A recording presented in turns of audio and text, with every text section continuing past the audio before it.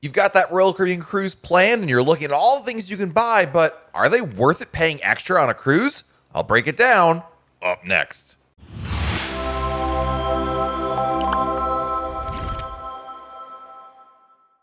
Hey everyone, it's Matt from RoyalCaribbeanBlog.com, and today I'm talking about what's worth paying extra for on a cruise.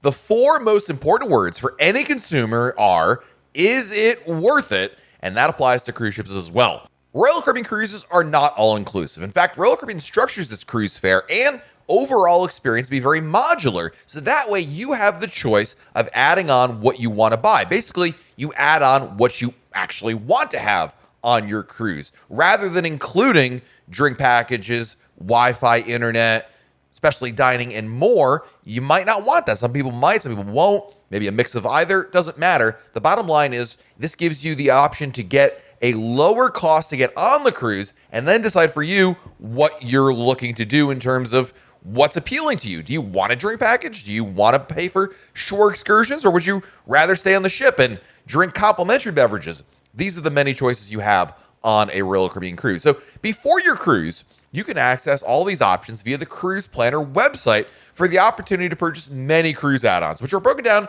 into a few key categories like shore excursions, beverage packages, specialty dining, the spa, onboard activities, Wi-Fi, and then miscellaneous add-ons. So the question of which are absolutely worth paying extra for boils down to, well, personal preferences in many cases. After all, an unlimited drink package, photo package, or Wi-Fi access will all save you money compared to paying it for these exact items individually, even on the ship for that matter. But do you want or need all of it?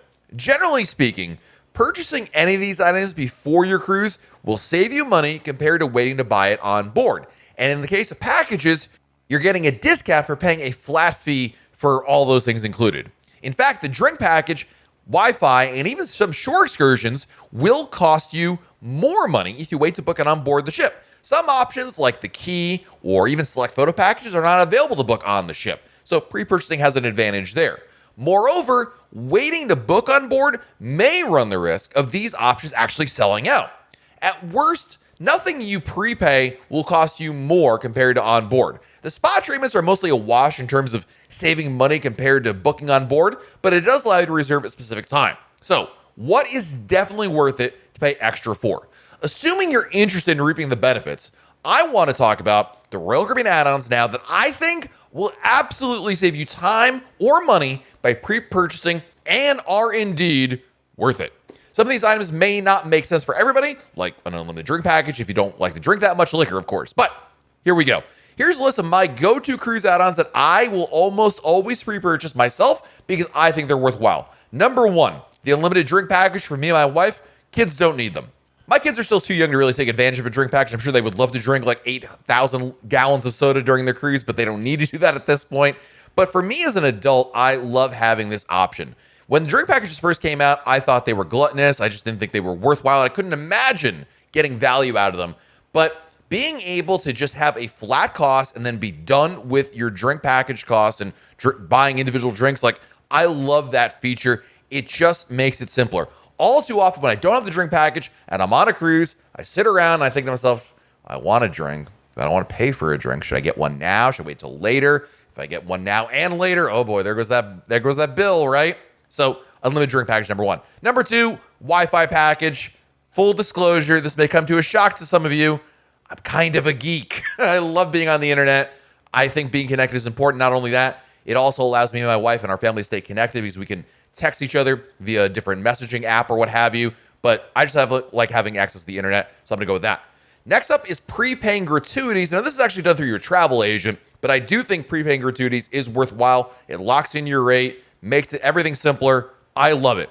In terms of dining, I do think the 3-night or unlimited specialty dining packages are the way to go. Now, which one I get depends on the ship and the sailing, but I like getting at least one of these because we like going to specialty dining. And if you're going to go to like more than one specialty restaurant, you may as well get a dining package because if you compare the prices, it becomes almost a no-brainer to get the dining package.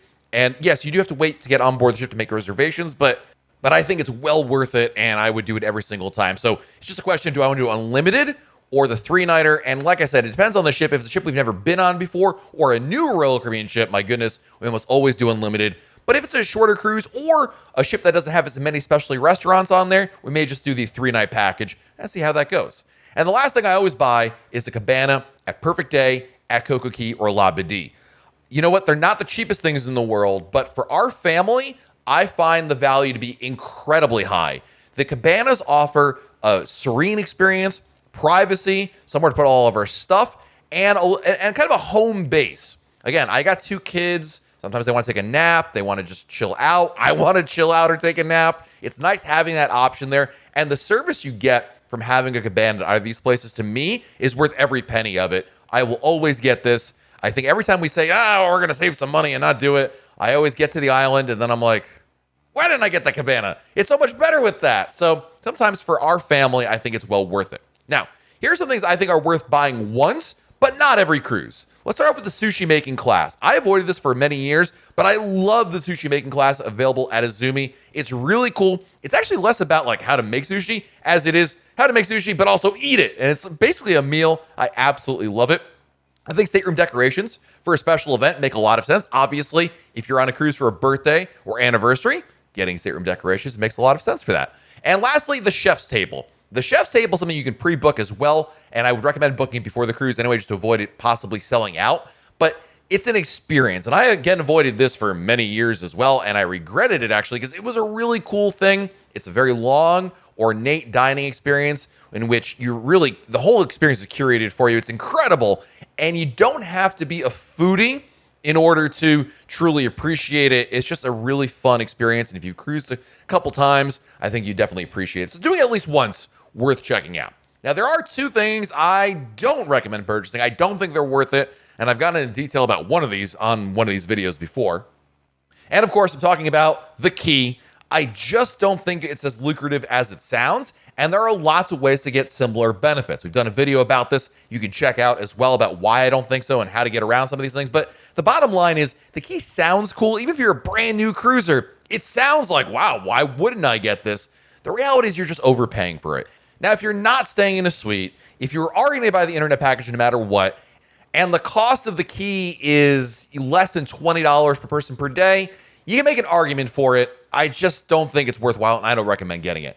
And the other thing I don't recommend purchasing are the arcade credits. I just don't think they're worth it. Yes, you get extra credits, but it's kind of a weird situation because you always end up with leftover credits, and then you're either pumping more money into the arcade in order to use them all up, but more likely you're going to end up with leftover credits and thus wasted money. I think you just play as you go. I think it's definitely the way to go. Now, my list, of course, is not the end-all be-all of what everybody should or should not purchase. You have to decide for yourself which add-ons make sense based on the type of cruiser that you are, who you're sailing with, and your preferences. If you're cruising with a group of friends, a drink package may make a lot more sense than if you're doing a getaway cruise over the weekend. Pre-purchasing shore excursions makes more sense in Alaska or Europe than it does in Nassau, Bahamas. A spa appointment is much more important to newlyweds or someone on their anniversary. Aside from the key in the arcade, I think pretty much anything else you could purchase has the potential to save you money compared to buying it on the ship. To me, that is the definition of being quote-unquote worth it. The better question is if you will take advantage of the purchase to get the value out of it.